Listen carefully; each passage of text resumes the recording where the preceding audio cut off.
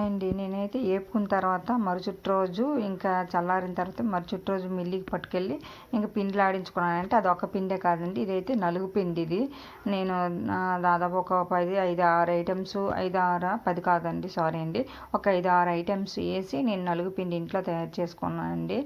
మా వరకు తయారు చేసుకుంటున్నాను, ఎందుకంటే కొంచెం మట్టి ఉంటుంది కదా పిల్లల కోసం, స్నానం చేసేటప్పుడు వారంకి ఒకసారి రాసి స్నానం చేస్తాను.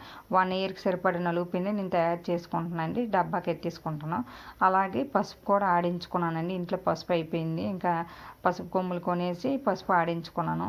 ఇంకా నలుగు పిండిలో పసుపు కూడా కలుపుకున్నానండి, ఎందుకంటే నిలవ ఉంటుంది బాగుంటుంది అనేసి పసుపు కూడా ఆడించుకున్నానండి. అలాగే ఒకే పిండి కాదండి, అన్ని ఐటమ్స్ ఒకే దగ్గర ఆడించుకుంటున్నాను, మాటిమాటికి మిల్లిదికి వెళ్ళే కన్నా, అందుకని ఒకేసారి ఆడించుకుంటాను. ఇదైతే బియ్యం పిండి అండి, ఇంట్లో దేవుడికి ముగ్గు పెట్టుకోవడానికి, తర్వాత ఇంట్లో వంటకాల్లో ఏదైనా వేసుకోవడానికండి, అందుకని బియ్యం పిండి ఇది.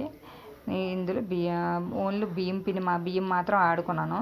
దాని తర్వాత నేను అన్ని మిల్లెట్స్ అన్నీ ఆడించుకున్నాను, అదే వేపుకున్నాను కదండి, రాగులు, జొన్నలు అన్నీను, అవన్నీ కలిపి పిండిలా చేసుకున్నానండి.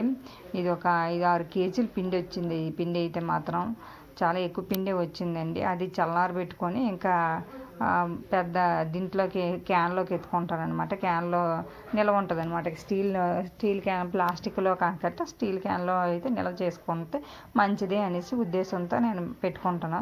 చల్లారబెడుతున్నానండి, బాగా చల్లారాలి అనమాట. పిండి కొంచెం వేడిగా ఉంది, మిల్లి ఆడిన వెంటనే అక్కడ చల్లారబెట్టడానికి వీలు కాలేదు, వెంటనే ఇంటికి తెచ్చేసి ఇంకా ఇలా చల్లారబెట్టుకుంటున్నాను.